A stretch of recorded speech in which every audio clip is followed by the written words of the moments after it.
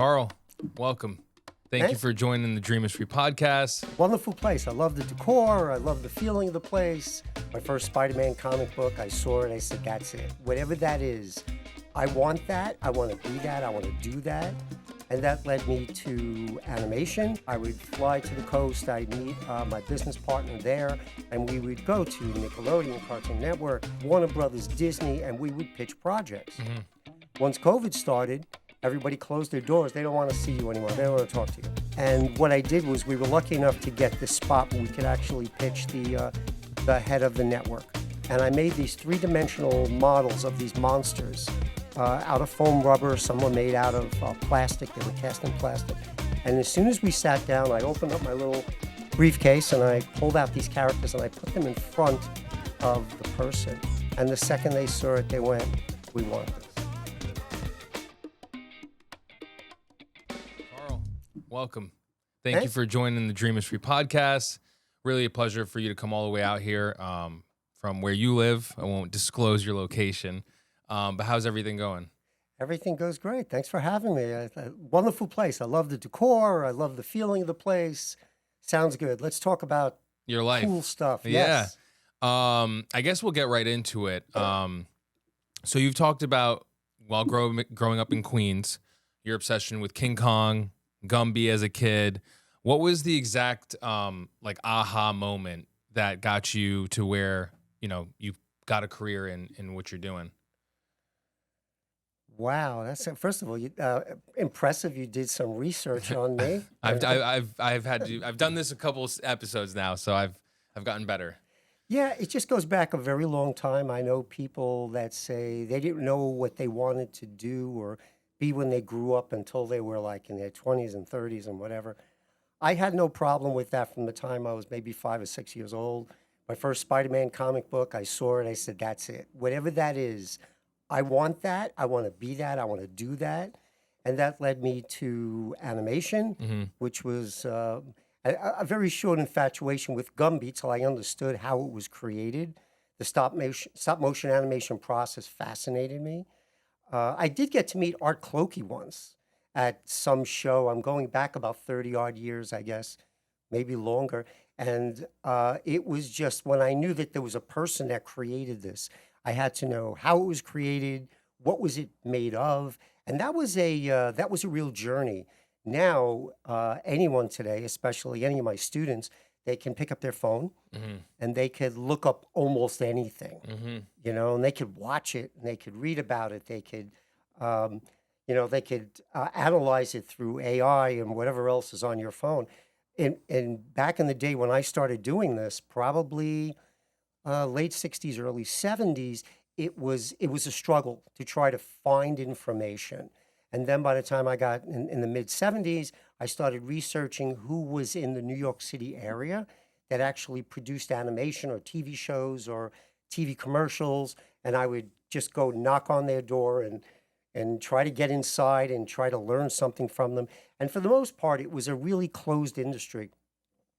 It was very hard to find out how things were done, what materials you used, how were these materials, used properly, where do you get them, what do they cost?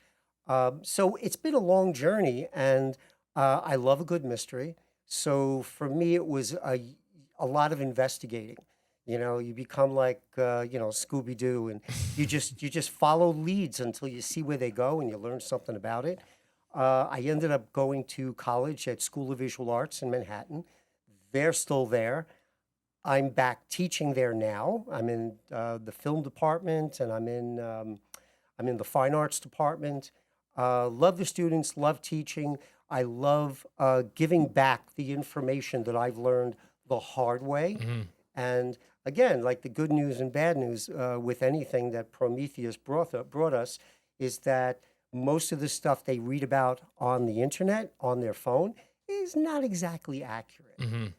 I recently saw something that kind of distressed me. It was an artist who was trying to make a mold of tree bark, and she was using silicone that she bought at the hardware store, and she's got it all over her hands, and I didn't even bother reading the rest of it. All I know is you should not be putting store-bought silicone on your skin. Mm-hmm. You know, there's platinum based, there's tin based, there's all these different materials. They are toxic. You shouldn't have them on your skin.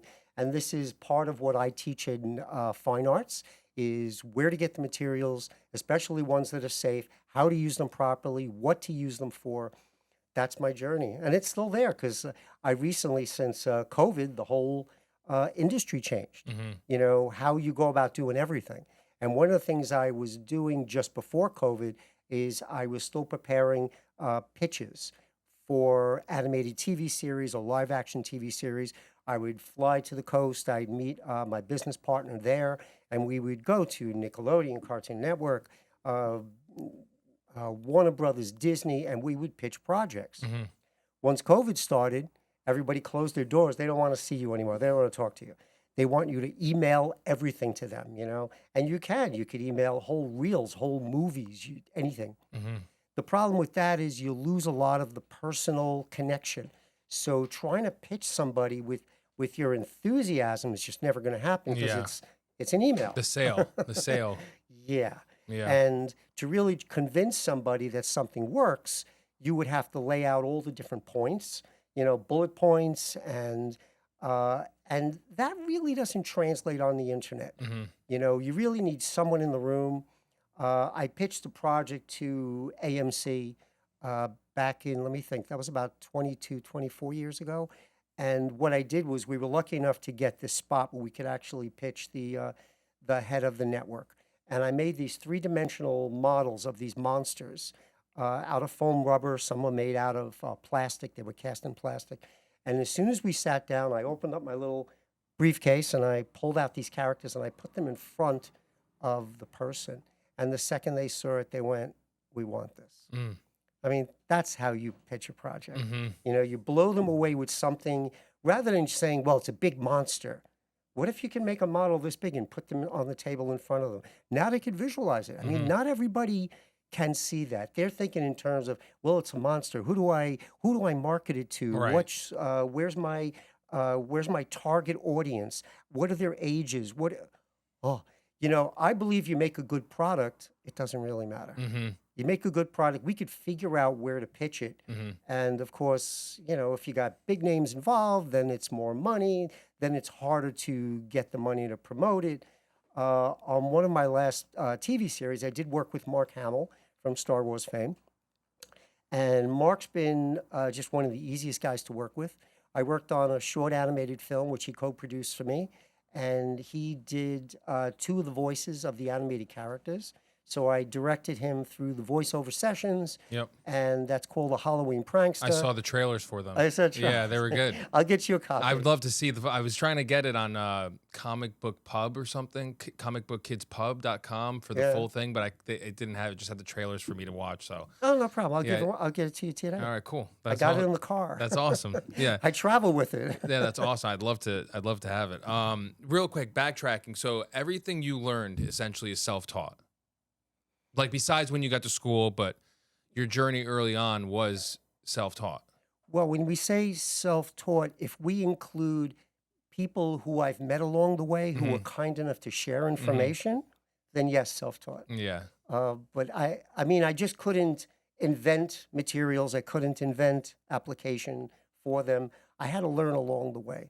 And I found business partners along the way that were willing to share ideas with me and concepts and techniques. And like a sponge, I absorb it and I'm ready to do what I can with it. So, yeah, but there was no schooling back then. There's no place for you to go to learn. and learn what you're doing. Were there can you remember any early experiments that were like total disasters that taught you, something that you still use to this day?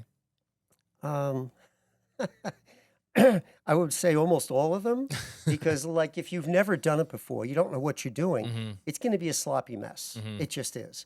I've ruined so many clothes working with liquid latex and silicone and urethane and other plastics. And, once it gets on material, it just never comes off. That's just the way it is.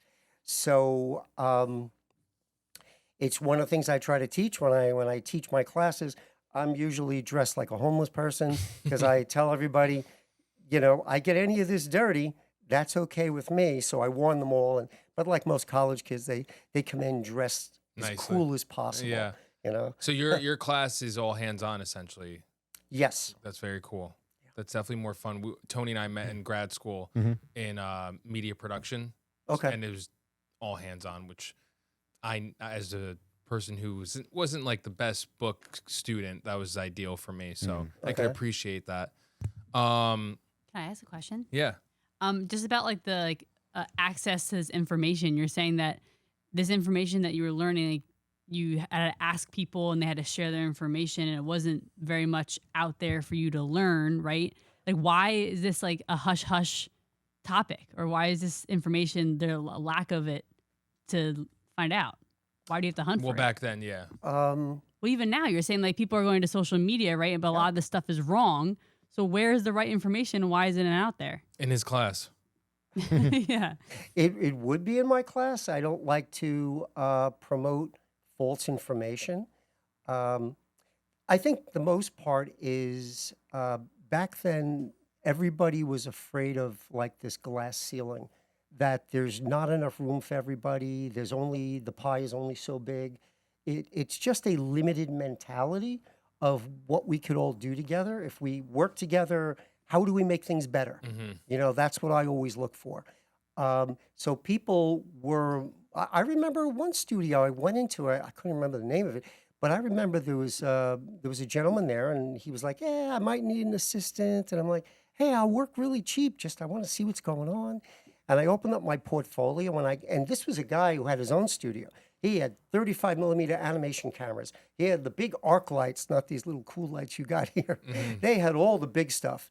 And it was in Midtown Manhattan, and it was a huge space, and it was very impressive. And when I opened up my portfolio, it was just his eyes popped out. It's like, well, how did you do this? What did you use for this? What material you use for that? And I started to get the feeling right away. It's like, you're pumping me for questions. You know, hire me. And needless to say, he never did. But the feeling that I got was, it's like, I better get him out as quick as possible, because this is going to be my competition one day. And I was. I had a studio in Manhattan for many years. Then we moved out to Astoria. And now it's pretty much, I work out of my house. And I'm thinking about taking a new office space, probably in Orange County pretty soon, and working from there. But I've kind of like switched things. I was going in the direction of continue to pitch projects, write screenplays, produce the artwork, whatnot. But then COVID changed the whole playing field. It became harder to get into the room to meet people. I found that going to trade shows, Comic-Cons, any kind of pop culture events is the best way to meet people, because you wouldn't know it if you just look around. But the truth of the matter is, there are film producers there. There are network executives there. There is everyone you could possibly need. So I want to, and the fans too. And that would solidify, like, hey, your idea is great. This is needed, or what can you change or shift, or whatever the case may be. That's something I realized when I'll do a show, like I'll be out in Pennsylvania, and someone will say, I met you in Connecticut at Terrificon. And I'm like, I remember that person. They just pumped me full of questions, but they didn't buy anything. So you kind of wonder. But then they are meeting me at another show 500 miles away. And they're like, I'll take one of these, and I want this, and tell me how this was done. And suddenly you realize that you're building a grassroots following, which is your fan base, right? Yeah, we have a similar outlook on cons as well, especially with our films, like Mighty Morphin Power Plumbers series. People see Tony, Renee, and I dressed as the pink, red, green Ranger, Mario, Luigi, Princess Peach. And each con, we have more and more people remembering us, coming up to us, wanting to take pictures and following us in the whole nine. So that grassroots mentality is honestly one of the best ways to build a family, a database of people that love your stuff, Yes, absolutely. Yeah. But I want to, before we get into your new stuff, I don't want to, be on it too long, because I know you get so many questions about Celebrity Deathmatch. So, but in a Splash Pages interview, you mentioned inventing lightweight foam latex puppets with aluminum armatures and oven baking them for Celebrity Deathmatch. Do you have any crazy stories of like a production scramble, maybe like an overnight bake or last minute celebrity look that you had to do that almost broke the whole episode? Splash pay. I don't remember doing that, but I guess I did it. I saw it. I believe you. No, the information you give me is correct. So, Like, was there any like, hard projects or, episodes that were tougher than others, or, you know what I mean? yeah, every project is going to come with its own set of problems. That's just the nature of the industry. So I can't say that I ever felt myself behind the eight ball, that things weren't going to work. I'm very good at thinking on my feet and saying, how do we solve this problem? But the feeling I'm getting is you're looking for those cool little funny stories. So I'll give you one. So the original puppets that they sent me, and they said, this is what we'd like to animate in the claymation fashion, were these two large puppets. They probably weighed about 8 pounds each. And it's like, you just can't animate solid clay. You need to refurbish it. So I created the production line of making the puppets out of foam rubber latex. So they're very lightweight. And I gave them a different scale. They were about 8 inches in height. And the wire armature on the inside allowed you to bend them and move them. They would hold their position. They could be bolted to the table, etc. The thing about foam rubber latex, I mean, I wouldn't even use it today for a stop motion puppet. I would make it out of, parts of it I would make out of foam rubber, but for the most part, I would make it out of a silicone. So here's the disadvantage with foam rubber is it's a chemical process. So you need particular materials. You have to weigh it carefully. You have to mix it properly. It has to be injected into a hard plaster mold. It has to be put into an oven. It has to be baked for 5 hours. You have to wait for it to cool down, and then it has to wait, and then you have to pry it open, and then suddenly you realize that something just didn't work. So there's large air bubbles in it, and you get like half a character out of the mold. And if the next day they need that puppet for shooting, I look around and I see whose turn it is to stay overnight and watch the oven, because you can't set the oven and go home. You got to be there. So I had a couple of production assistants just roll out the blankets on the floor, and it's like, okay, it's your job. We got an hour or two of prep. Then it's got to bake for 5 hours. Then it's got to cool down for an hour, and then I'll be in the morning to open it up, and hopefully it worked that time, and it usually does. It was rare we went beyond a second baking. Usually we got it down to such a science it worked on the first baking. But then they had to get trimmed and painted. We'd use special paints that would adhere to the foam rubber latex. So we did have moments of, is this going to work? How did you even get involved with the project in the first place? Oh, wow. So there was another TV show on Nickelodeon. I'm trying to remember the name of it now. It was like a compilation show. It had like 5 segments. There was a little character called Penny, and she had like, did she have pennies for eyes or something? It was a stop motion thing. There was another.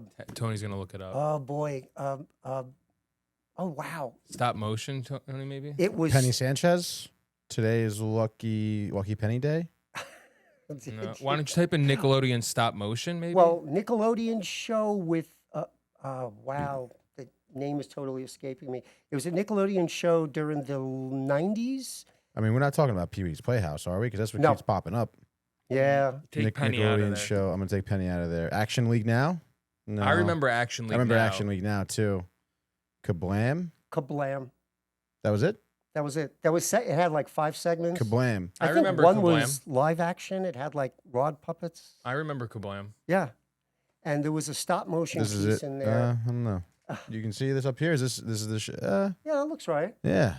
All right. Could be it. Oh, we're going back a number of years. So there was a stop motion piece in there done by a fellow animator. And I think they originally approached him and said, would you like to do some stop motion for Celebrity Deathmatch? But he was busy, so he recommended me, because we just finished working on a TV commercial together. We did like a caveman and I don't remember, maybe a dinosaur, whatever. But I was like all set up for it. So I spoke to the producer there, and I think we did everything over the phone. It was really back in the day, right? back of it's like, what do you need? And my studio was about 2-3 blocks from the Paramount building. It's that big black In the city? granite building, yeah. And so I was up on 9th Avenue. I was pretty close by. And I said, well, we're trying to animate these puppets and we're having all this trouble. I said, well, can I come over and get them? Well, there's a high security at the building. We'll send them to you. So somebody came by with a box of these big, heavy puppets. And I said, okay, this is what I think we should do. And I negotiated a production schedule. I negotiated the amount of puppets they need and a cost. And they said, everything's good except we need you to do it a lot cheaper. So it was like, yeah, MTV in those days. Everything was done as cheap as possible. So we negotiated and we did a bunch of puppets.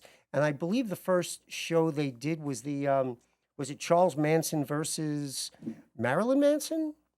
I'm not sure. It was a segment on another show before it was their own TV series. Okay, got it. So they did that, and 1 or 2 of the puppets was actually clay. I think the Charles Manson was clay. And I saw the puppet on eBay recently. Somebody was selling it for like $1,000, and it was this mangled piece of clay. And I'm like, I would be amazed if anybody actually bought it. Well, some, cult following fans. Do you have any of the puppets from back No, I had to sign this really thick contract. And it's really funny. They sent me this contract, and it said that Paramount or MTV thereof own everything. And that's all there is to it. Whatever I make, I got to return. I got to give it back to them, whatever. I would have taken one thing. I could not do that legally. Yeah. Well, so it didn't happen. So yeah. it didn't happen. Yeah. I've heard rumors of people who walked away with stuff, but I don't believe in rumors, so they probably never happened. Yeah. I'm sure the director and producer do not have any of these puppets in their home. Of course not. I mean, you work closely with the producers on Celebrity Deathmatch, and you also, like you said, directed Mark Hamill. How does directing a legend like that compare to wrangling a team of interns and puppeteers under insane deadlines compare or differentiate? Oh, wow. So working with Mark Hamill was the next TV series that I worked on. The last I heard, the title was called The Wrong Coast. It went through some changes. Part of it was released in Canada. I don't even know what's going on with it. I know there's an original amount of material that I'm refurbishing now, and we're going to be releasing that online under our own banner on a YouTube channel to be. I'll tell you more about that later. Okay. To be determined. Yeah. But working with Mark was very easy. He was like everything you see about Mark online. I would say it's right on par with, you have a friend come over, you hang out, you talk a little bit. He gets into the booth, he puts on the headphones. Tell me what you want me to do. No ego. Just tell me what you want me to do. And then he hits his marks every time. And it was just really, really easy working with him. He was a lot of fun. And then we worked on The Halloween Prankster.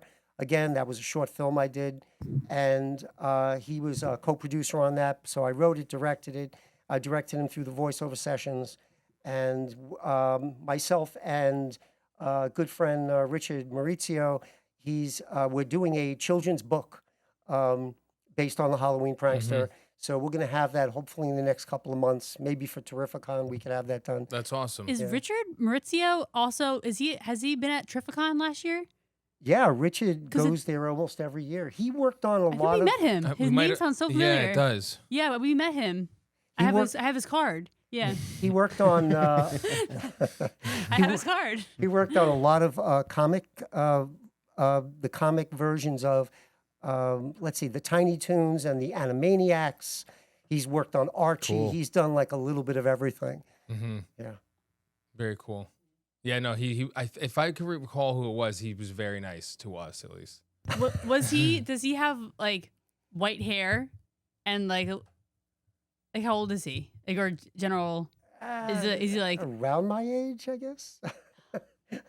Yeah, I remember seeing his stuff. He was like a big teddy bear. Yeah. He's a very nice guy. He's a very nice guy. Yeah, it's really cool. The whole journey up until Celebrity Deathmatch. You have actually a crazy lineup of stuff. Broadway's The Goat, or Who is Sylvia, the butter slab for SNL, the mechanical naked woman prop for a Dave Navarro video, Fall Out Boy sugar antlers, Tony, Jimmy Fallon's MTV Awards costume, wow, and even a Coca-Cola NFL Monster work, which one-off prop or specialty was like the coolest or, you know, most rewarding for you, I guess you could say? Wow, how much time do we have? We have plenty. We have plenty of time. Yeah, we do. The Fallout Boy video was a lot of fun. So they wanted these antlers to come out of. I remember those antlers specifically. Yeah, When I it's saw crazy. that, I was like, what? I thought those were real. They were really growing out of his head. Yeah. We had to make a plastic cap for the actor to wear, he was like this up and coming fashion model, I think, and I think they roped him into this because they were trying to get him, you know, in a music video. You get, you get more likes. I don't know. There it is. Oh, there it is. I still have those on my wall. No way. Oh, nice. Oh, no, I really do. Yeah. That's awesome. We made some copies. Oh, wow. And it's really funny because that's exactly what the actor looked like without the antlers. Yeah. And I'll tell you why I say that, which is going to really sound weird, because what you're seeing there is a wig that we had specially made to match the actor's natural hair. Got Wow. it. Because the antlers were attached to a plastic cap that we had to really connect to his head. And then we had to fashion the wig over it. And the antlers are, we pulled a silicone mold off of, my father was a hunter. And that was, I guess, what's still alive in his history. Yeah. That was one of the trophies that he got. And I said, can I use that? And we made the molds and we cast the antlers.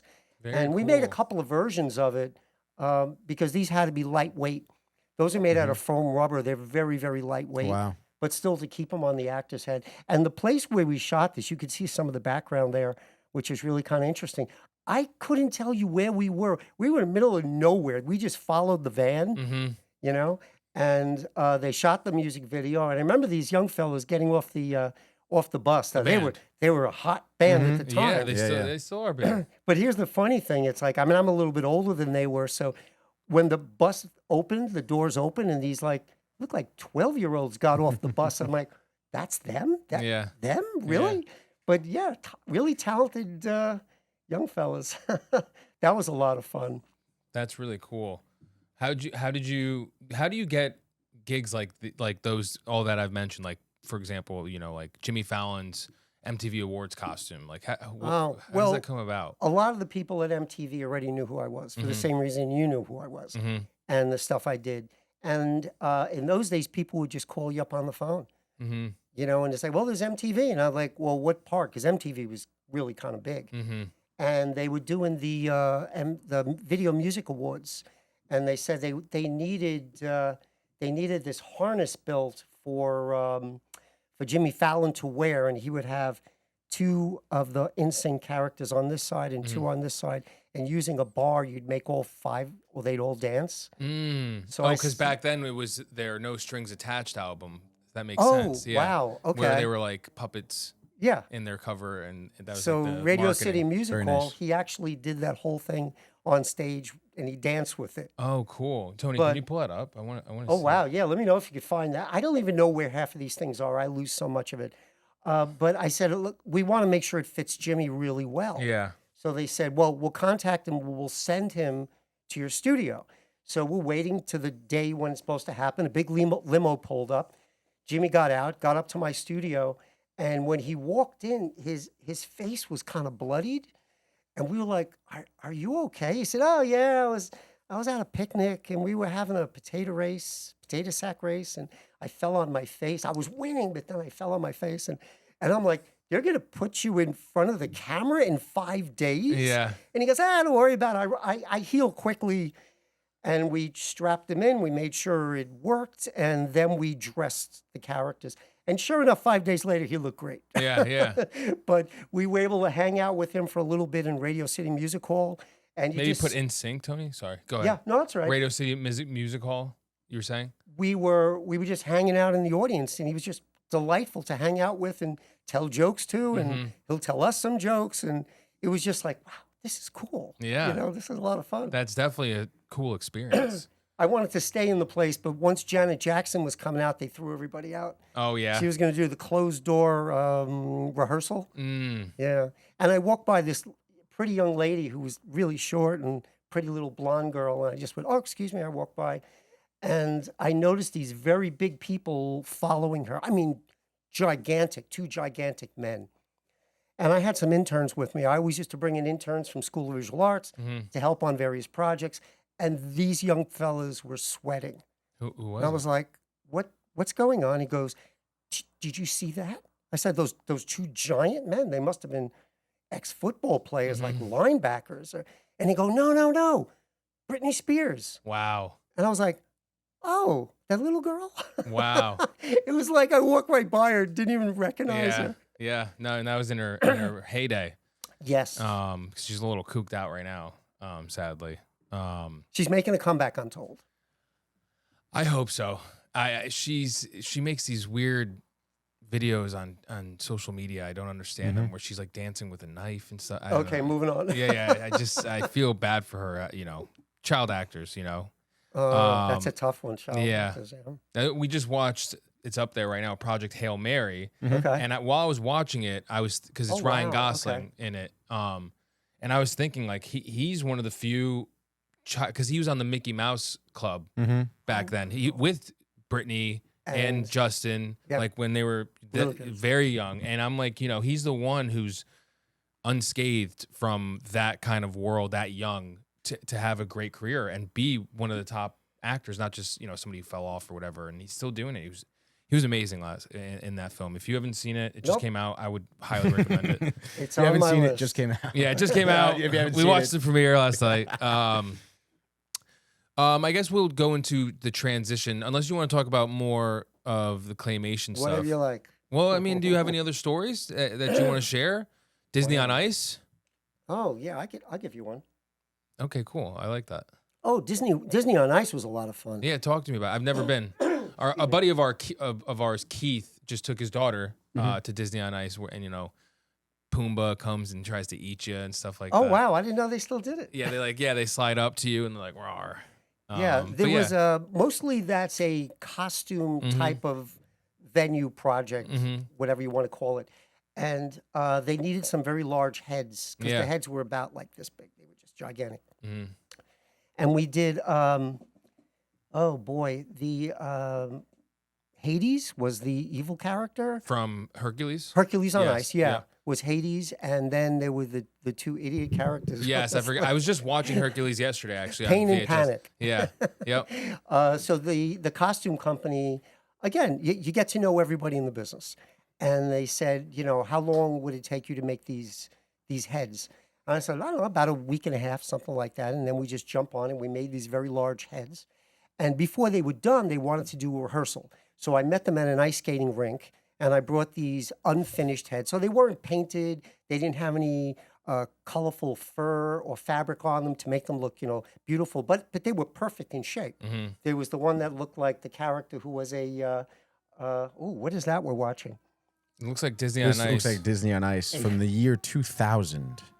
Okay. There you go. There's I see. that's it's a Tony bear. right there. Tony the Tiger. Yeah. Oh no, that's Jungle Book. Yeah. I Yeah, was just Jungle being Book. Funny That's okay. 'cause Close enough. So I could skate like that. No, you can't. Yes, I can. No, absolutely not. Yeah. No. after 5 beers, he can. Yes. Yeah.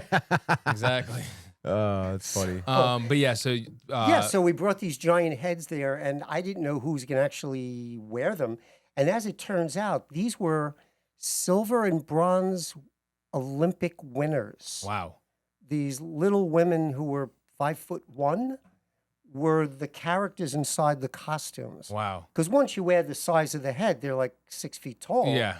And you had to be a trained, I guess, acrobatic dancer, ice skater in order to pull this off. Yeah. So we would put it on them, we would strap like under their arms to stop it from coming off.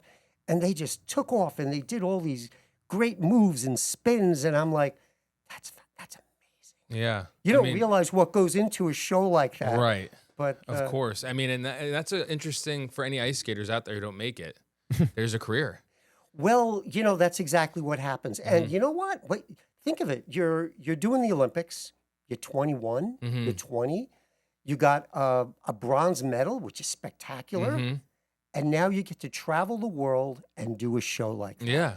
You get to see everything Yeah. all over the world. I mean, Who wouldn't want that? honestly. Would sign- you go?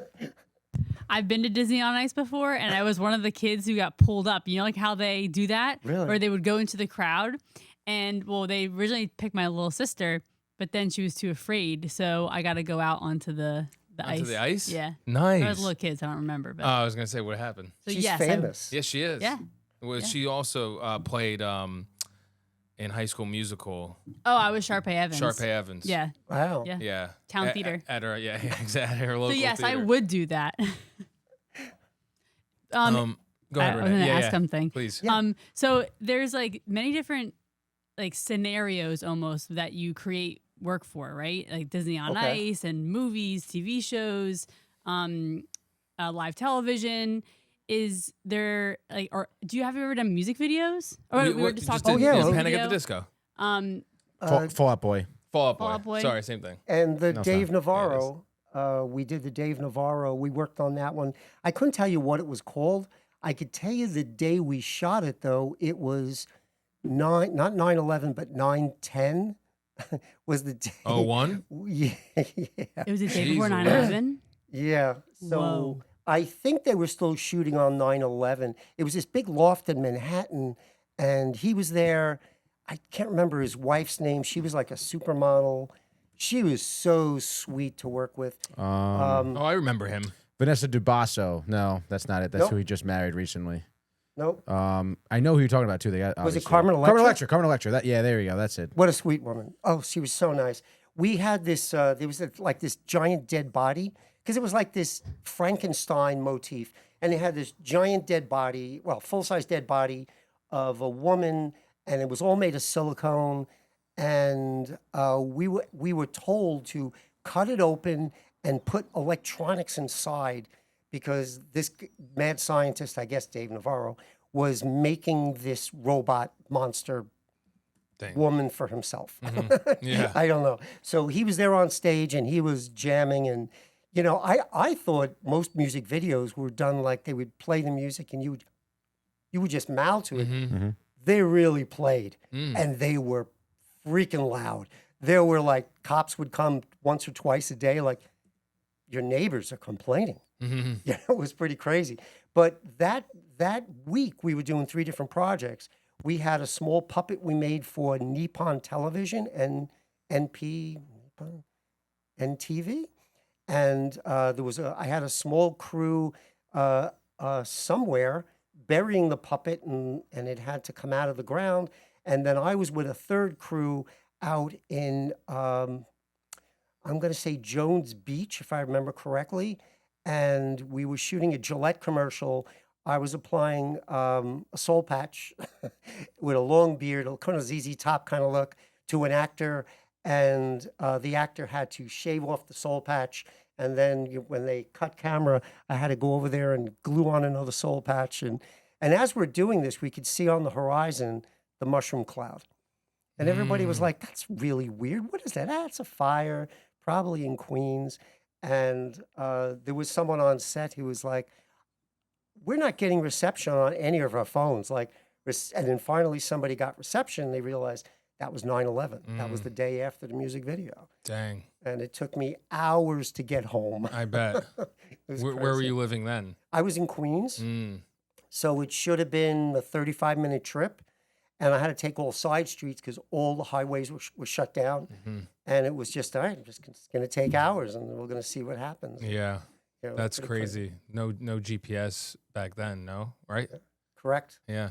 Correct. Just The funny thing is, I mean, I guess it's not funny, but from that moment on for the next like year and a half, there was no work. And the word I got from a lot of ad agencies was nobody wanted to advertise products. Nobody wanted to, they were afraid people weren't buying. Why? Because the world's going to end? And if it does, what are you going to do? You're going to die with all your money? You keep business going. I mean, what difference does it make? And that's when I created a show called something with monsters. It could be all stop motion puppets. And that was what I pitched to AMC. And that's basically how that worked. I mean, I built a Rolodex for those who are young and don't know what a Rolodex is. It's this thing you have on your desk, and it has all these little cards, and you flip through it like this, and you could just, I called everybody I knew I must have had 1,000 names in there because I was trying to drum up work. And that led me to a group that knew Mark Hamill. That's how I got introduced to him. And we started working on the new stop motion project. That's I crazy. basically thought to myself, if nobody's giving me work, I have to create it. Yeah. Yeah. That's kind of what happened during COVID, too. Right, and Yes. just like you said, you had a lot of connections and people, business partners you've like connected with over time. But when you realized you had to start creating, was that just solo, or did you have anyone else working with you? I had to find new business partners. Hmm. I had to find new people that could bring something to the table, either through investment or through connections. And the people I spoke with had done some kind of business with Mark Hamill. And that point forward, once every 2 years or so, I email Mark, and he always gets back to me. And he's been a good friend. He's been very helpful and supportive. It sounds like you have to pivot a lot in your career throughout your time, which I mean that they say that with any career, you can't stay stagnant, right? You always have to grow with the times. And it just sounds like throughout your career, you've had to pivot through many different times of life in the world, right? Or career or what you're pursuing and this and that. So that just seems like a common theme of having to pivot. Yeah. That. I think if no matter what industry you're in, especially creative industry, if you want to survive, you got to pivot. Yeah. You got to grow with the times and say, what else? What's if this isn't working right now? You know, that's how you become the starving artist. Mm-hmm. And as I mentioned, I also maybe I didn't mention I teach college at School of Visual You Arts. did, yeah. And I tell the students all the time, this starving artist BS. Sorry, I don't buy into it. Yes. Good. You I'm know, glad. I said, you're an artist, go do something. If it's not working, try something else. Yeah. If that's not working, try something else. Or give up and get a job at Starbucks. I don't know. You know, do whatever makes you happy, but you know, you got to find a way to make it work. Mm-hmm. You know, and I think artists in general have a certain mindset that if this doesn't work, I'm done. It's like, I don't know what you're doing. I don't know Yeah. what that's about. Yeah. You know? Yeah, it's like almost programmed into them. But yeah, that goes back to what Renee was saying. So you've been in film and TV for decades. Yeah, a long time. Yeah, and now you're launching what I guess your inner child would want you to be doing, which is Yes. comic books. Yes. Do you want to talk a little bit about Spontania series? Sure. So when COVID started, it wasn't hard to figure out where things were going. Mm-hmm. I started to touch upon this a little bit earlier, and I was saying that pitching projects in person became next to impossible. So everybody wanted to see something. So what we would do is we'd create character designs, we'd create some storyboards, we wrote the complete script, we do various breakdowns, whatever. And it's so impersonal to get in touch with a network executive or a studio executive and to show them your vision. So it occurred to me, going back to a childhood dream, which was pretty much creating a comic book series, that comic books, by their nature, are almost like storyboards. Mm-hmm. And you've got all the dialogue, you've got the look of the characters, you've got everything designed, Yeah. and you know pretty much where the story's going. It's a comic book, go read it. Yeah. You know, it doesn't take you that long. So that was my goal, that this was going to be my new way of pitching a project, was to create my personal IP. Mm-hmm. And Spontania, by the way, one of the toughest things about doing Spontania was coming up with the name of the character. Mm-hmm. I had a couple of different names, and I wanted to trademark it because I wanted it to be unique. I didn't want it to be something that either Marvel or DC or whoever could come along, use that name, they trademark it, then I have to get rid of mine. Mm-hmm. I wanted it to stick. So I had it trademarked, but in the process, I had to come up with the name. Mm-hmm. So I had a couple of different names, and I would send them off to my lawyer, and he'd say, look, Marvel's got like 3 versions of this. DC's got 2 versions of this. What are you doing? Mm-hmm. And I said, well, how about this name, this name, this name? And every time I looked it up, I found out that Marvel and DC must have trademarked thousands of character names. Even ones they don't use. I don't know, Mm-hmm. but if they used it, maybe they had it once in one of their comics. Mm-hmm. So, you know, when you're a large corporation, you don't want to take the risk of me coming along and saying, you got to stop using this Mm-hmm. because I own that name. Mm-hmm. So for them, they could just trademark everything. Mm-hmm. So names of gods, goddesses, chemicals, just gimmicks, anything that you could think of, they have a trademark on. So my lawyer said, make something up. I said, well, she appears when she's needed most, Spontania. So he did a quick search, and he came back with a hip-hop band that is now defunct, and they are in Japan, called Spontania. I bought one of their CDs. I had to buy it. And it said, well, it's different enough, so we're good. Mm-hmm. And then there was some other company called Spontania that did business meetings, so you could do it all online. Mm-hmm. And it's like, well, that's different enough. That's not a problem. We sent it through the U.S. Patent Office, and we got our trademark. Cool. But I had to come up with something completely original. Yeah. No, it's tough. It's tough today to come up with something original. It took forever to get Downtime TV. I'm thinking Mickey Mouse for my next one. What do you think? Oh, I've never heard of it. Yeah. Yeah. Yeah, that'd be good. I feel like that It's was in public domain, so Yeah, it's true. Mickey Mouse, the superhero. Yeah. What's Spontania about? Okay, Spontania is about a small town called Tranquility. It's upstate New York, so probably not far from here. And it was a big commercial hub. Then they fell on hard times, and where they had a lot of large factories, so a lot of tech giants moved in. And the idea was that they could get away with whatever they want. So they're creating all sorts of weird things. I don't want to get into too detail. Yeah. And so a couple of high school teens, which are these characters here, Mm-hmm. and a couple of tech nerds who work for the various companies, they want to get to the bottom of what's going on. They get together and they create this costume that allows her to be bulletproof. That tied in with the character Elke, who has acrobatic abilities, nothing superhuman. And they create their own investigation team to try to figure it out. And they're meeting weird monsters and creatures and mechanical things, and it's a whole story. Very cool. Thank Yeah, you. I'm excited to read it. We have a lot of comic books here. They're I saw them in the hall. They're up on the walls. We even and- have they're like back behind these shelves they're too, because buried. you need dimensions to the studio set. But I've collected a bunch over my life. I love comic books. I've always loved them. Graphic novels, whatever you want to call them. I just, like you said, they do a great job of telling a story and the pictures, and it's just awesome.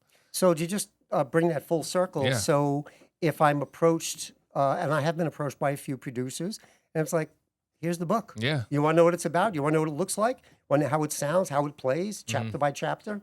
Done. Yeah. So now I don't have to deal with creating.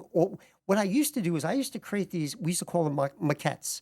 A maquette's like a three-dimensional figure, not much different than a little stuffed plushie behind you. And I used to bring these things to pitches, and I would put them on the table in front of the executives, and everybody becomes like a child. Oh, that's so cool. Can I touch it? And whatnot. And he used to help me pitch shows. Now, if we're not doing anything live anymore, what good is that? Mm-hmm. And the worst part is, after you pitch something online, it all goes on a shelf Mm-hmm. or in the garbage eventually. My studio used to be 3,000 square feet. That was a pretty big space filled with things. Now I work out of a small room. That's my that's my office.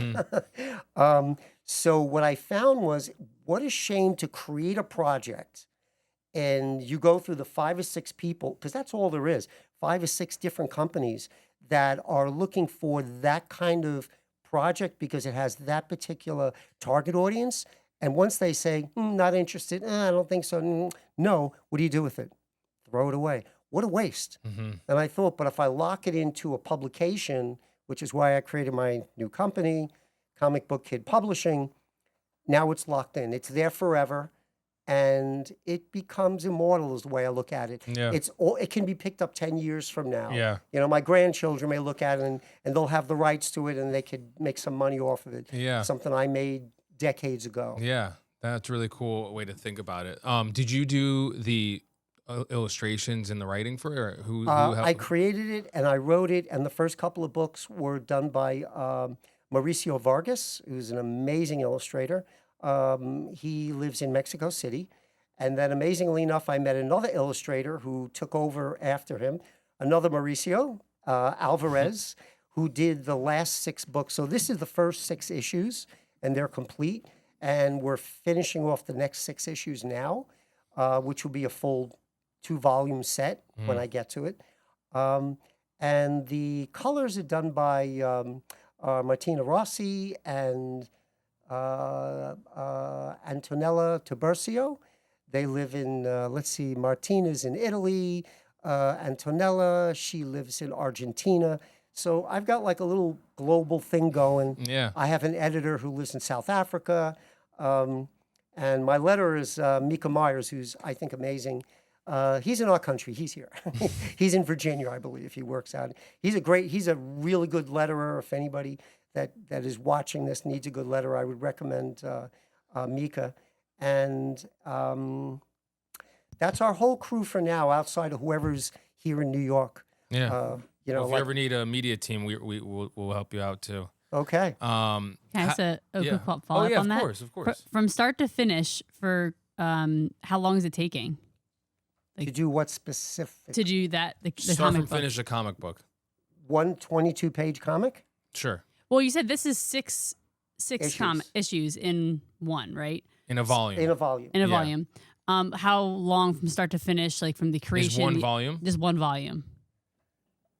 It probably took. I mean, again, I'm a small company. I don't have deep pockets. Right. So to finance it myself and to coordinate it myself, and I wanted to make sure that all the characters were designed so that we had completed character designs going in. This way, if another artist took over, the main character looks like that, et cetera, et cetera.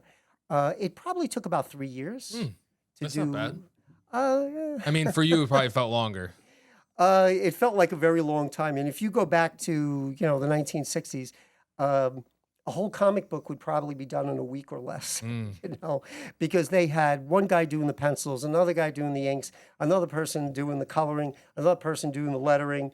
They had a whole chain, and everybody drew quicker back then. And also the colors were very flat. Now with digital painting, it takes a lot longer to color a page, for example. And the artwork, I wanted something where the characters looked anatomically correct. And there's nothing wrong with cartoony characters, but it depends on what you're going for. I wanted this to appeal to producers of television shows, feature films. I didn't want them to see something that looked cartoony, because then if you see something cartoony, right away they're thinking animation. I can see this as an animated product, like Invincible. Yeah, I love that. Yeah. Those characters are anatomically correct, more or less, except for the giant muscles. Right. Or it could be something live action. Either way, I don't really care. My IP is there. If somebody wants to, wants to throw money at me, I'm fine with that. Yeah. I'd love to see it in the theaters or in the streaming service. I'd love to see something like that happen. That would be awesome. That would be really cool. We're pushing for that for you. Oh, thank you. The Halloween Prankster, that's turning into a book, like you mentioned. How did that story evolve from screen to page? Oh, okay. So that's still in the process of evolving. I've known Richard Maurizio for a couple of years now, and we've always talked about doing a project together. He's done a lot of comic book work. We go to a lot of the same shows, which is a lot of fun. And I had the Halloween Prankster it's a 13-minute animated short. But the biggest problem with a long short like that, it's hard to get into festivals. So we're recutting it to like a 2.5, 3-minute piece. And I'm going to be looking into getting it into more festivals. But it was an animated piece because at the time I still had the equipment, I had the materials, the supplies, whatever. And I thought, let's do something similar to, Rudolph the Red-Nosed Reindeer. And we were little kids and we watched those little Puppetoons. I love that kind of stuff. Yeah. So that was the idea behind making that. So again, you run through your 5 or 6 different networks, and if they're not interested, now I got a product. What do I do with it? So it was Richard's idea to turn it into a children's book. And sure, he's going to do all the artwork. There's his face up there. You got him up there. Richard. There's Richard now. And so... Was he at Terrificon? Yeah, he was. You took a video of him also, Renee. Go down. That photo in the middle. That looks like Terrificon. That's their curtain, their red curtain. Yeah, well, it's a different guy. Told you. No. Same guy? No, Oh. she said told you. Renee knows everything. Told you. That's why she's here. Yes, Yeah, exactly. Precisely. That's really cool. I'm Thank excited. you. Children's books are cool. I think they're definitely a good market, but also, you know, kids are the future, so a good influence is good for them. Kickstarter. You have a Yes. Kickstarter coming for Penny Poisonberry in the Gothic Kingdom, which we have Penny Dreadful and the Poisonberry Fortune. Is this like a spin-off from this? I'll say yes. It's kind of I'm looking at it as a reinvention of. Cool. You know, this was a book I did many years ago. It was I didn't actually plan on publishing it, but it was like after you got like 300 pages, someone said, "I just publish it. Just publish it." You know, for the fun of it. It was the first thing I ever wrote. I try to forget that I did it, but I could tell you the artwork. This is probably more interesting. The artwork you could see on the cover, and there's a bunch of little black and white images. Those were done by a former student, Zach Brenner. And Zach is a very famous artist today. Wow. That's really cool. Yes, he does a lot of work. It's all LGBTQ oriented, and he's just really he was a great student. I noticed immediately how talented he was, and I was like, "Hey, would you be willing to do some illustration for me?" And he gave me like the cheapest price. I was like, "All right, sure." Yeah. You know, that's great. And so he did a bunch of illustrations for me, and I can't afford him now. Yeah, no, I bet. He's good, but he does know who I am, and I haven't seen him at a show in a while. I hope to run into him again. Zach was a great guy. I look forward to it. That's awesome. Like you said, you're collaborating with Richard again, Maurizio. Yes. What's the biggest difference and biggest joy and creative control when you're the writer-creator versus when you're the production designer or puppet builder for someone else's vision? Gotcha. I'm very loose in that area. When I was directing the stop-motion animation for the project, The Wrong Coast, I would give a rough idea to an animator what I'm looking for. It's a 5-second shot. Almost all our shots are 5 seconds because I knew the animator could finish it in one day. That was like our nut to crack every day. I had X amount of animators. Everybody was going to do 5 seconds. I know by the end of the week, you know, we end up with like between 2 and 3 minutes of finished product. It was a good production way of doing it, a very productive production. And we would have a storyboard, which have a very simple design, a character on it, making some kind of gesture. And then I just let them do what they want. Entertain me. Yeah. And most of the time they did. Many times they surprised me. Once in a while I'd go, "What the hell is that?" And they said, "Well, you just said do something funny." I said, "Yeah, that's a little weird and creepy." And we'd have to make some changes. But for the vast majority of the time, I like to give a certain amount of creative freedom. So like when designing the Spontania character, I wanted the costume form fit. And in comic book circles, I think they call this tights. Like if the character is wearing any kind of form-fit costume. I wanted the heavy boots. I wanted the DNA Helix logo on her chest and her back. I wanted the fully covered. I wanted the visor. I wanted to be able to see her mouth because the costume, the way it works is that the costume is bulletproof because it's shock resistant to anything that hits it at a high speed. So if you hit her with a baseball bat, you'd probably knock her over, but she wouldn't get hurt. The costume would absorb the shock. It's that kind of thing. Which, strangely enough, I saw this material on, I don't know what I was looking at, somewhere on the internet. It was this goopy material. It would look like Play-Doh. And you could like squish your fingers into it like this. And then they had a person hitting it with a hammer. And the second the shock hit it, it solidified. And I went, yes, that's what her costume's made.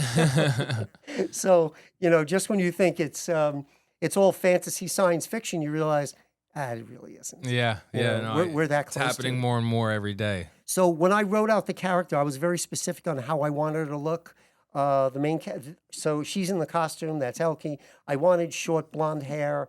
I wanted her to be short and not Stature, as tall. yeah. Yes. So I wrote out very specific things and I let the artist just give me something. Cool. So I would consider them, any of my artists, co-creators. Yeah. I'm not going to be the writer who walks around going, I created this because I came up with the name. Mhm. Yeah. Because you really didn't, Yeah. Somebody had to develop it. Developing is part of creation as far as I'm concerned. That's Yeah. the way I look at it. Yeah, I agree. I guess we'll go back to teaching for a sec. As an Sure. adjunct professor, what's the most common myth students have about breaking into animation or comics today? And like, how do you shatter that? That's a good question, because I think if you asked me that question like 6, 7 years ago, you get a totally different answer.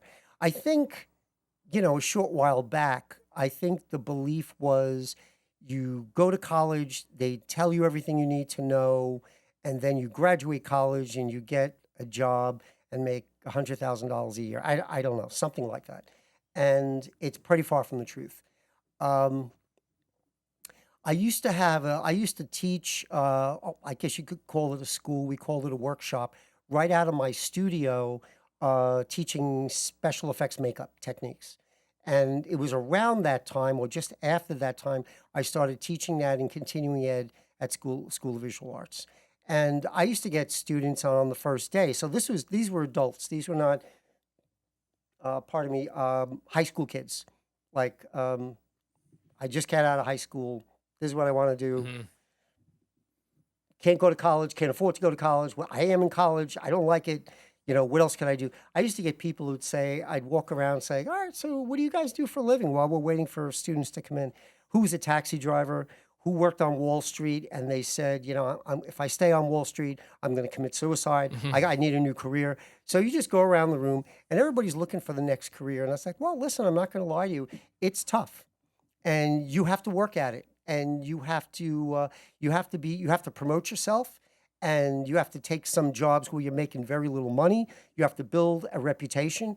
You have to build a career. You have to build a portfolio so that people know what you can do and you could show them. And you have to take some chances. It's an investment in yourself. And so today it's probably not much different in the respect that they're, if they're going to college, then they're willing to do something. Most of the time. Yeah. I do get students who come to me with like very specific questions. I took your class because I'm shooting a film and I want someone who gets shot in the eye and I want to know what that looks like and how do I make that? They have no real interest in makeup special effects. They're filmmakers. They want to be filmmakers. So they come to me with specific ideas, which is great. And I don't really shatter any dreams outside of just saying, this is hard work. If you're ready to put in the hours, if you're ready to put in the time, you can do it. You can do it. I mean, now it should be easier than ever before. You've got so much at your disposal. It's just so convoluted now. Like, how does anyone decide what podcast to listen to? Right. You guys go to as many shows as you can, right? You go to trade shows. And you put on a show, being there in costume, and you get interviews, and that's how that works. Yeah. And you get them interested in that, and you build a following. Yeah. And anything you do in the industry, I believe it's the exact same way. Yeah. And it spreads like wildfire, I believe eventually, like just slowly but surely, step by step, not skipping any, and you get there. You've worked with, a lot of people, Cedric the Entertainer, to Leonardo DiCaprio, who, is it true you gifted him a puppet? Okay, I didn't actually work with Leo. What had happened was a friend of mine called me up and said, Leo's going to be stopping in my studio because he's purchasing something from me. I got to keep that nebulous. I'm not going to spread bad stories or gossip or anything.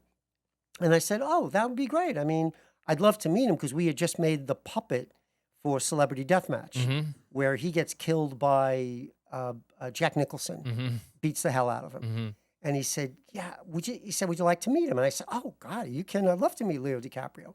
He said, yeah, one thing, though. Can you make a copy of, like, the puppet? And I said, well, the puppet would take us days, but I can make you his head from the show. And he said, great. Can you make that by tomorrow? I'm like, yeah, I think I can. And I had one of my artists put it together real quickly. We made a mold, we did a casting, we did painted, and I got to meet him, and he was just wonderful to sit down and talk with. And when I showed him that, he was like so excited. I think today a lot of actors would be very sensitive. Like if they were on a show like Celebrity Deathmatch, they'd want to be the person who wins, or Yeah. maybe they would be insulted by the way they're portrayed. Right. I don't know. Maybe today people are more sensitive. I don't know. I can't judge it. But he loved it. He just like went crazy. He said, "Oh, I love this. I'm gonna give this to my mother." I think he said like she has like a wall of All of his documents of yeah. all the stuff that he worked on. He was already big and famous 25 years ago. Oh yeah. Now even bigger, right? Yeah. So he was very very generous about the whole thing. Thanked me for it. Wow. And it was just very nice meeting him. What's one piece of advice about collaboration that you wish every young creator knew before their first big gig? Oh, so collaborator meaning like if they were the writer and they were bringing in an illustrator or something like that. Or even making the claymation stuff. When it comes to collaboration, I think the bottom line is cooperation. That's it. You got to cooperate. You know, you get into some partnerships, and I've had many partnerships. I don't have any right now, but the reason for that is ego can make you do crazy things, make you say crazy things. The secret to a good collaboration is just cooperation and respect what the other person brings to the table. And, you know, whose project is it? If you're working on it together, it's your project, and that's plural, your project, both of you. And that's how, play together, play nice together. That's it. That's the whole story. And I think once something starts to take off, one person out of the two or three is always like, it was my idea first. Like, dude, stop. It wasn't, it was nothing. It was a name. It was a word. It was a title. And by collaborating, just being in the same room with somebody and me telling you an idea would give me another idea without even you saying anything. It would be unfair for me to not include you and say, I was sitting down, I was doing this podcast, and I said this, and the person across the table just went, that's really cool. When I came up with Spontania, I really wasn't sure if this was going to be a word that worked. And I pitched it to my son-in-law, and he just said, oh, that's great. And I said, it is? He said, yeah, it sounds like a Bronze Age comic book hero. And I was like, oh yeah, I guess it does. It's like I didn't really know whether I had something or not because I was trying so many different names out, trying to come up with something that sounded cool. And I go, oh, I got this great idea. Blackjack or Lucky something. And I'd look, oh, DC's got that one. Marvel's got that one. It was just like, it was a nightmare for a week trying to come up with a title. Yeah. No, that's good advice. Looking ahead, obviously with Spontania 2 volume, the Kickstarter for the children's book, and you're teaching, obviously. What's the dream project that would feel like the perfect full circle moment for your career? Oh, wow. I never thought in terms of full circle. I think in terms of whatever the next thing is I'm doing. So Penny Poisonberry and the Gothic Kingdom is a comic book, a graphic novel, to be more exact. So there you got those are 4 pages and a little bit of pitch going on there. So this is going to be on Kickstarter real soon, maybe in 3 weeks or so. And so I financed it myself because I feel as if I'm not a person who wants to get on Kickstarter, get money, and then try to make something and then I fail. There is no fail here. I published 6 issues of Spontania all by myself. And I wanted to do this the exact same way. It looks like it's going to be about 100 pages, so full color pages. And I got about 75 pages done. We're down to the last 25 pages, maybe 30 pages. And I need that extra help, which is why we're going to Kickstarter. Got it. But we're going to offer a paperback, which is like this, a hardcover edition, and then various things like fridge magnets of the main characters and metal pins and stickers, of course, all the stuff that's really cool for middle grade readers. So it's kind of like for that Harry Potter audience. It has a little bit of that magic edge to it. What's going on? What's this about? What makes this main character, Penny Poisonberry, special? And that's where we're going with that. Very cool. Thank you. You guys have any other questions?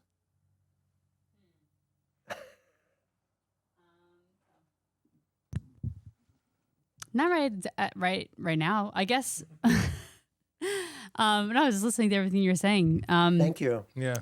Your work and your stories are incredible. I love hearing all the stories. Me too. Okay, let me think.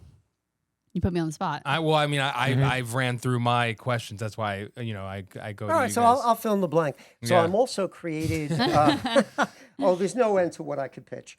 So I'm just finishing another comic book now, and it's by the artist Mauricio Alvarez. Mm-hmm.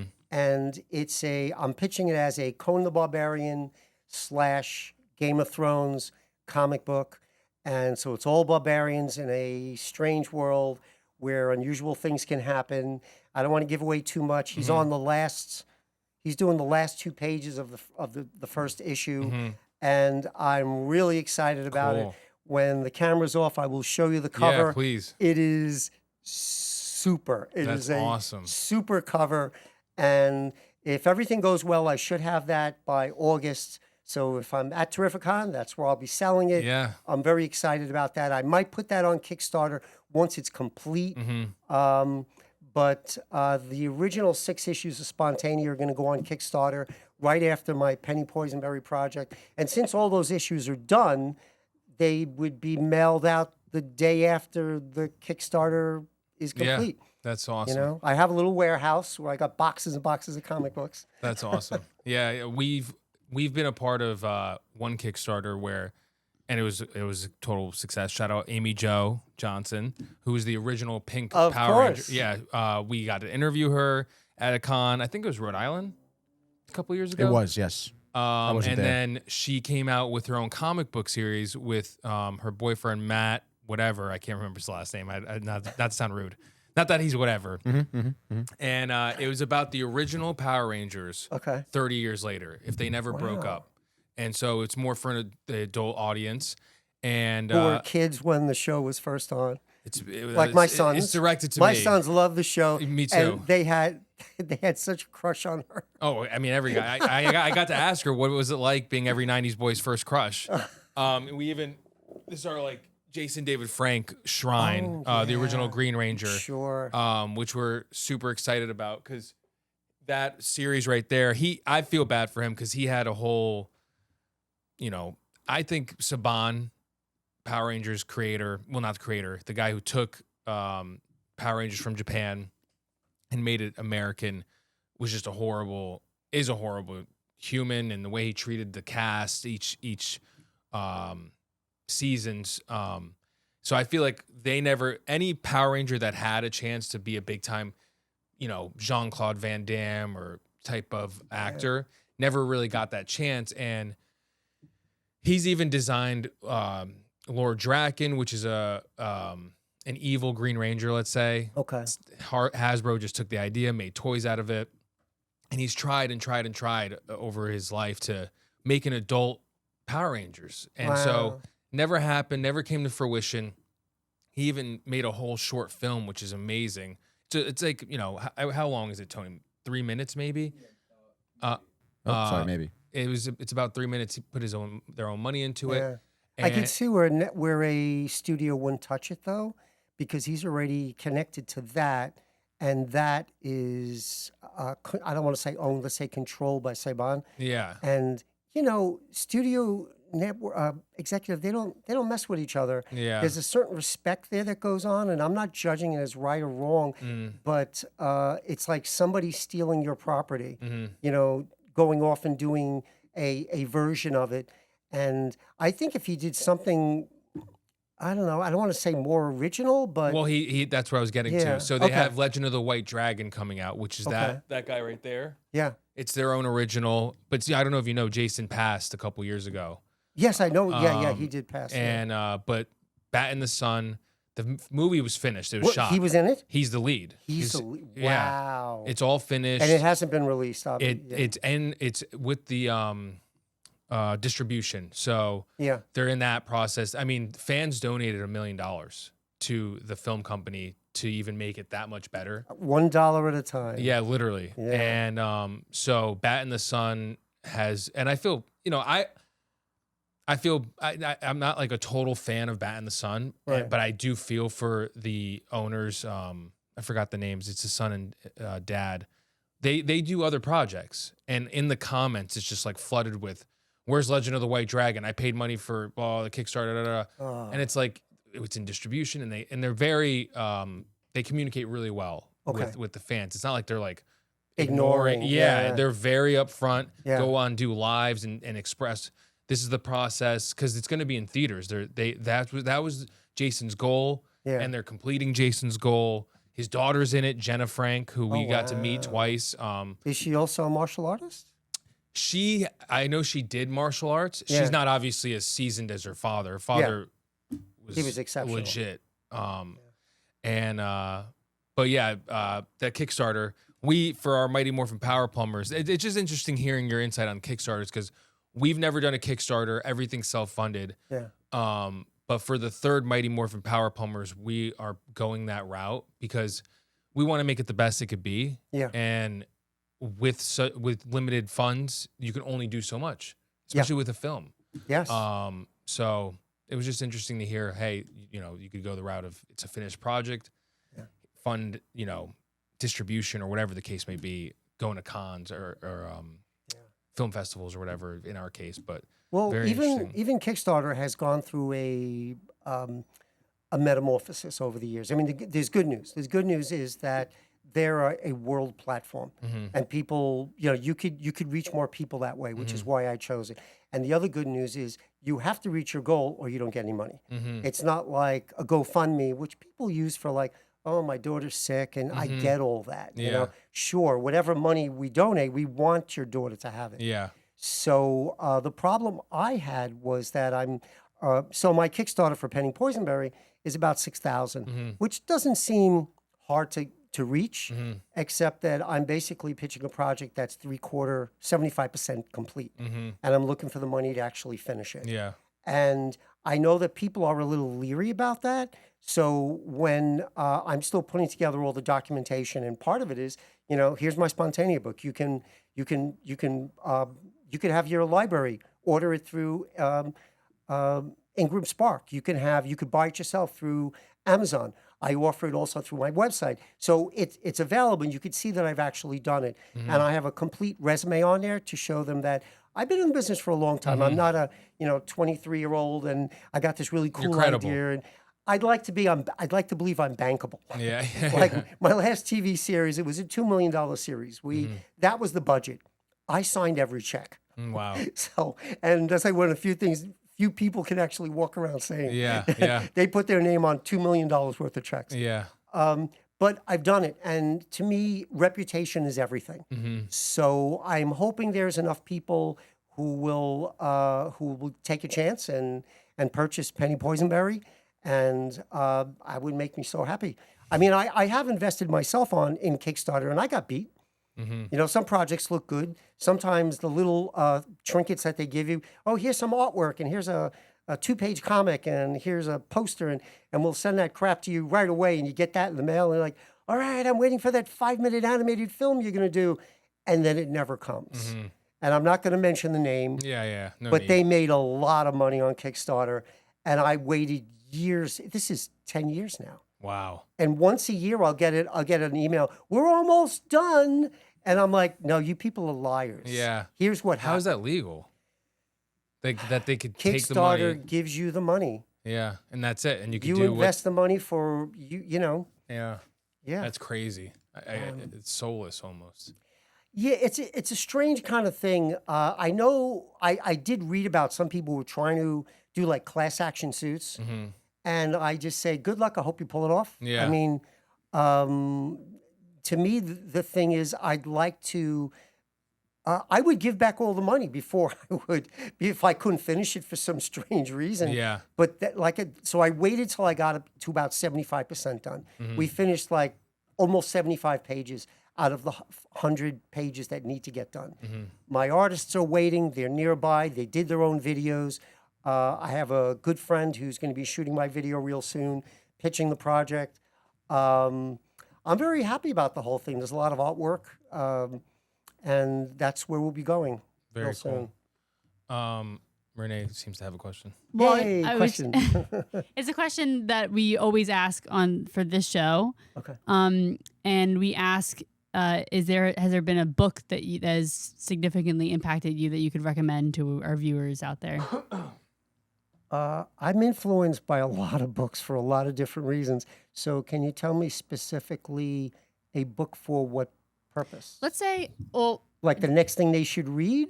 That's no, easy. of like That's making East an of impact. Eden. Something that's made an impact on you. Something that's like, Oh, yeah. Everything creative has an impact on me. It depends on what specifically. So let me see if I Well, can. what's a recent one? How about that? Something Or wait, recent. what about a book that like made you change the way you confront something in life? It doesn't necessarily have to be towards your career, but it could be, or it could be to personally in your life, how you carry yourself towards anything. I don't know. Is that pretty broad? Wow. Yeah. I honestly, I read a lot of philosophy. Cool. I read Bible study. Yeah. I read a lot of different things. I watch a lot of podcasts. I do a lot of walking. I'm at that age where they say walking's the best thing for you. So I do a lot At of any walking. age. Yeah. So I listen to books on tape, audiobooks. I just finished East of Eden, and I know they've tried to make some television version. There was a movie version, and nothing compares to the original book. Read East of Eden. It's amazing. It was written in like 52, and it's just outstanding. In fact, the funny thing is, just before that, I read To Kill a Mockingbird for like the second time. I read it decades ago. Yeah. And the last show I was at, just about 3 weeks ago, I was at the Long Island Convention of Horror, which is out in Hop Hog, Long Island. And just a few tables away was the actress who played the little girl in the movie. Oh, wow. Scout was Wow. the character. And I'm like looking at her like, gee, she looks familiar, but she's my age. No, she's older than me. But and then when I went over and she's got all the 8x10s of her acting for the first time with Gregory Peck, you know, big Hollywood guy. And it was just like, I just read this. This is amazing. You know, so the little things that come together. And I find something interesting about everything. I have a friend who's writing a Western right now. And I was feeling that some of the dialogue was just not quite gelling.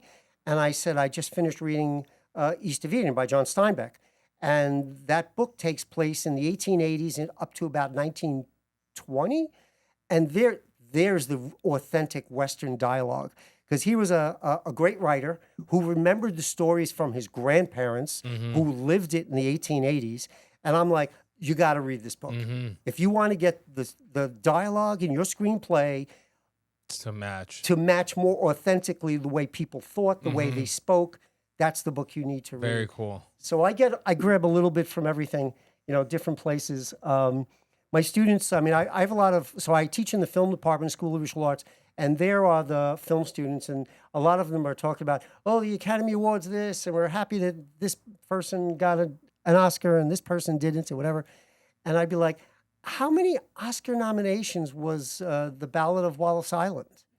And they went, oh, we heard about that movie. No, it didn't get any nominations. I'm like, the movie was amazing.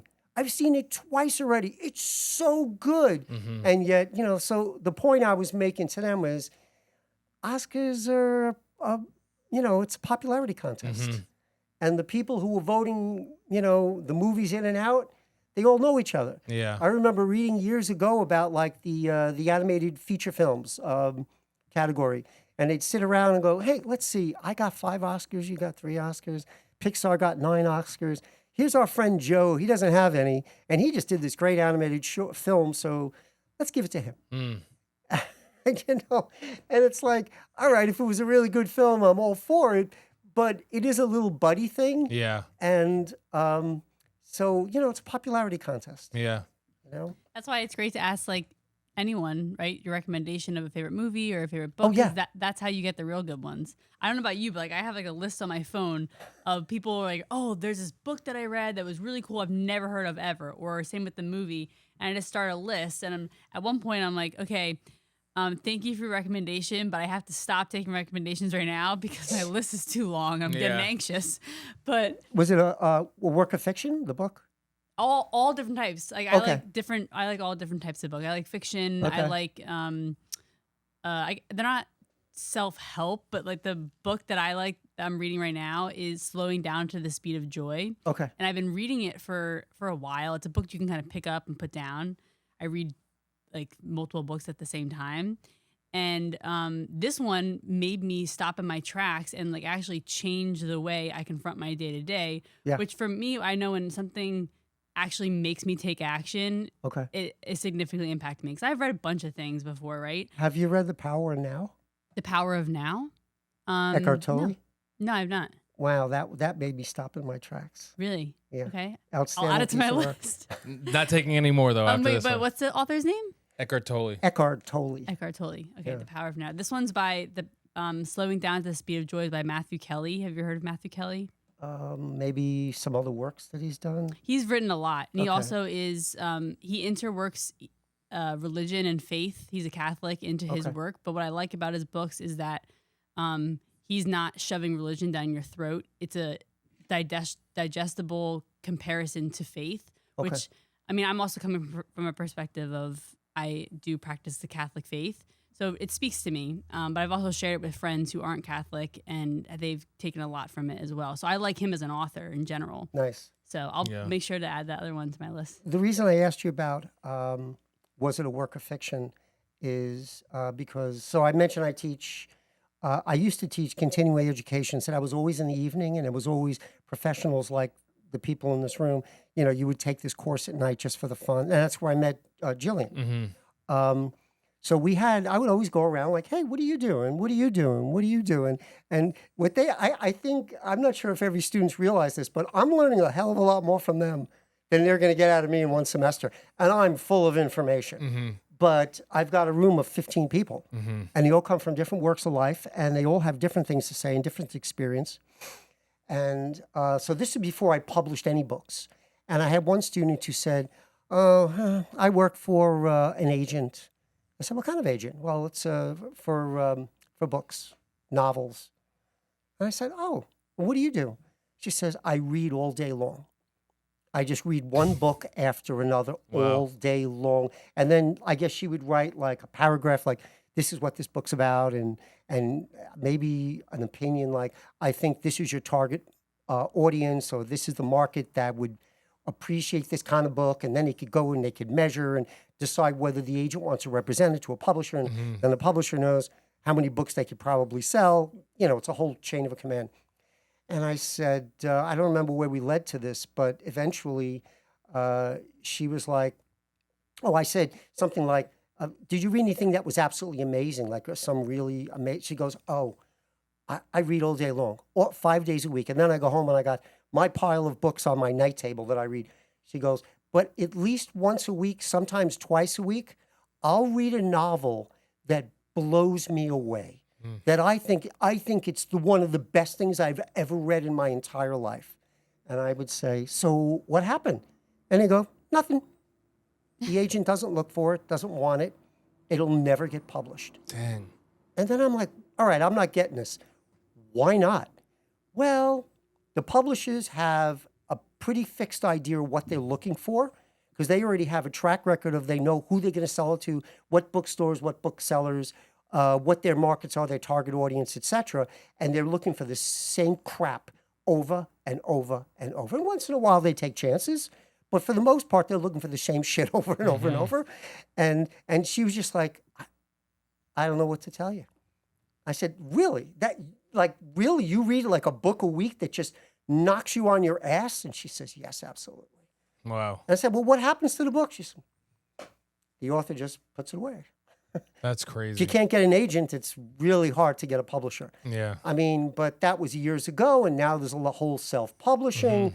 There's all different ways of doing it. There's more book shows. There's more pop culture events, have a little bit of everything. You go, we were both at Terrificon last year. You had authors, comic book creators, you had Everything. costume creators, you had a little bit of everything. Yeah, vendors and with trinkets and all this other stuff. Yeah. It's a great show. Great show. Mitch. Do you Halleck. remember Do you remember there was a guy there who had these little clay sculptures? Had a whole thing, a whole front. There was all the little different characters, different sizes. They were all made out of clay. I can't Were remember. there a lot of dragons? Yes. Yeah, I think that was near Espresso Presto. Was that near the wall? Oh, yes, Near the yes. wall. Yeah, Yes. before you enter into the room where we were, in like the little Okay. ballroom area. It's like it was in the main warehouse area against Yes. the like right wall. I remember. Yeah. So that's my friend Louis Schaefer. Louis is an amazing sculptor. And the way I met him was really a strange way. I was doing a show out in Long Island, and a stranger comes up to my table, and he's got this little plastic case about this big. It was like a little square. And inside was a little Mills Lane holding like body parts. And he said, the guy upstairs wants you to have this. I was like, what the hell? I didn't know who this was. And he kind of like told me where he was. And I went upstairs and found him. I'm like, you made this for me? And when he realized who I was, he was like, yeah, you're my idol. That's why I sculpt. We had this great conversation. And I'm like, I love your work. And we just got into it together. He's a good friend now. And he created part of what we call add-ons in KickStarter. Like you get these little extra things that you could purchase. And he made all these little fridge magnets of the main characters. Oh, cool. From Penny Poisonberry. That's awesome. That's cool. Small world, huh? Yeah. What's some advice you'd give to a younger you? That's going in life. Wow, a younger me was a person who did a lot of illustrating. So I would say if it depends on what direction you want to go. If you wanted to go in the direction of comic books, I would say focus more on illustration. If you want to go in the direction of animation, I would say do a lot more illustrating. I would say if you want to get into TV commercials, product design, directing TV commercials, go in the direction of illustration. It'll get you into storyboarding. If you wanted to direct feature films and write screenplays, I would say better illustrator and learn how to design characters and sets and tell your story panel by panel. I think you would run up the ladder a lot quicker than if you were just the cool director with cool ideas and whatever. And the reason for this that I found, and it's been a constant for many years since I've been in the business, is that a lot of the people you're going to be pitching projects to, whether they're going to be financing it or they're going to act in it or they're going to shoot it or whatever, they need the visual in front of them. And if you could hammer out that sketch in front of them, they will be much more impressed with you and listen more to what you're doing. I mean, people become famous all the time and they're writers and directors and producers, and you'd be amazed at how many of them could draw, could sketch ideas really quickly. I mean, Tim Burton's career is a perfect example.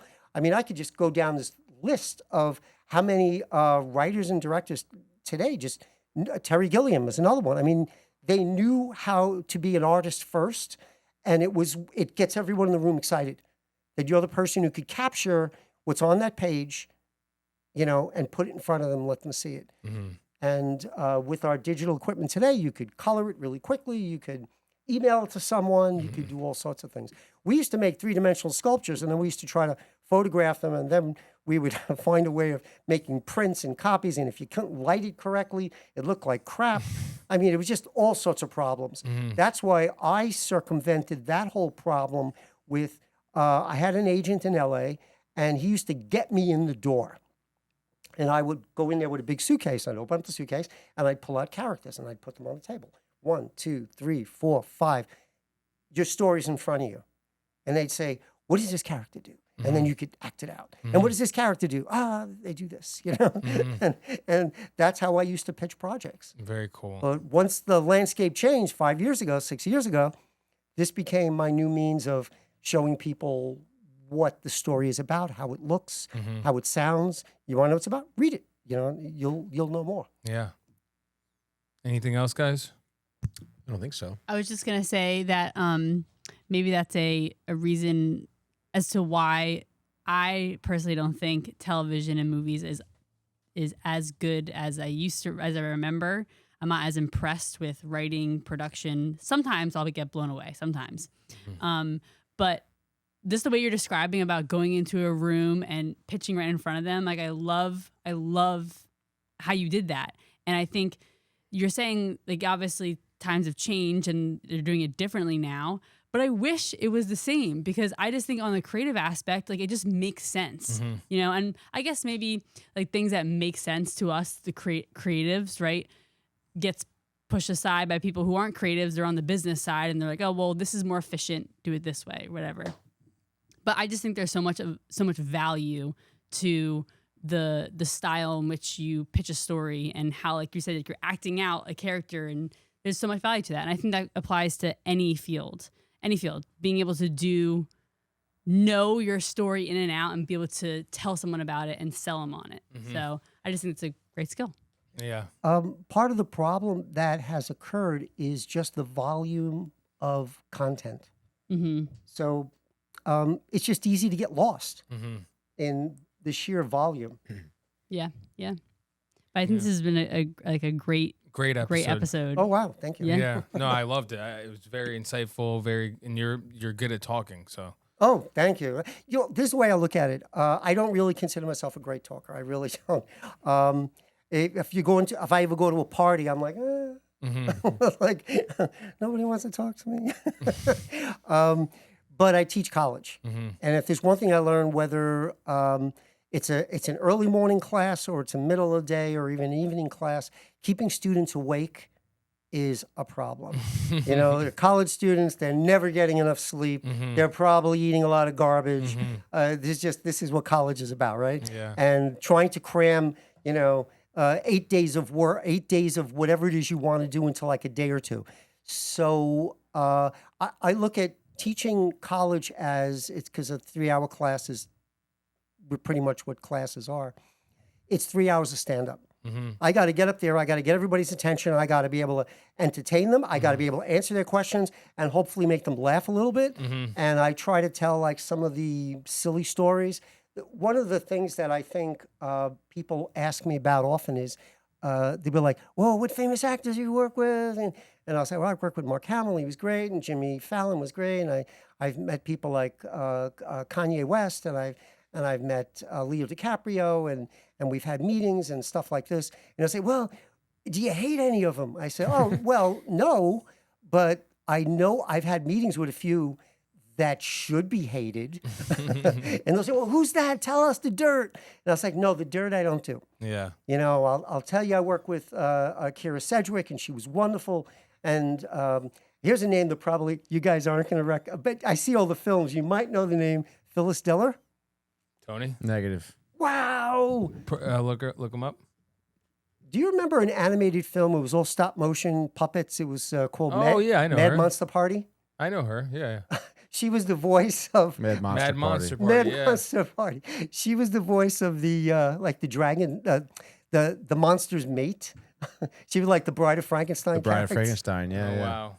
So she's an old time actress. She's been gone for a while, and she used to be in a lot of movies like Bing Crosby and Bob Hope, Oh wow. which is just outstanding. Yeah. And I worked with her very early in my career, and she was hands down the funniest person I've ever met in my entire life. Wow, really?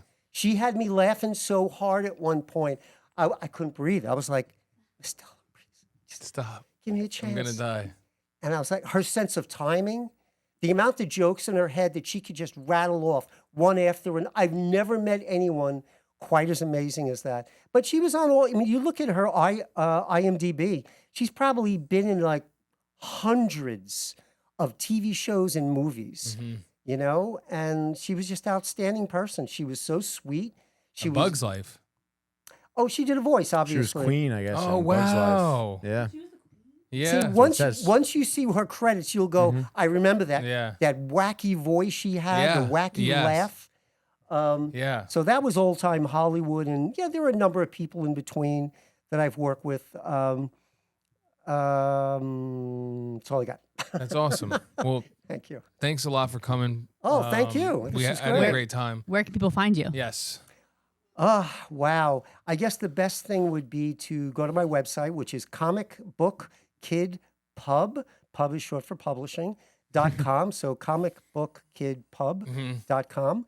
And I usually have a list of the shows that I do. The upcoming show, well, tomorrow. Yep, we're we'll going to see be him at tomorrow. Dragon's Realm Comic-Con. Have you done that show before? It's the first one ever. Oh, it's brand new. Yeah. I had no idea. They have a good list. I mean, there's still a good amount of people going, so I'm excited. And plus, I'll be dressed as Luigi / Green Ranger, which the Green Ranger Zord is a dragon, so I felt like it was fitting. Nice. So you'll see me, and I'll have a mustache. Not as good as Tony's, but No, nobody's mustache is as good as Tony. No. Stop it. Stop. Nobody. Thank you. But yeah, thanks everyone for joining. I'll be dressed like this. Okay, cool. Same outfit? Comfortable. Same outfit. Alrighty. It's bright red. It catches people's attention. Yeah. I had somebody say it to me at a recent show, like, everybody likes to put down the black tablecloth when they put anything down. I'm like, you don't stand out. Yeah. That's right. Everybody's got a black tablecloth. Yeah. Yeah. You know, why do you dress in costume? Yeah. Stand out. Yeah. Yeah. There it is. Well, thanks everybody. Until next time.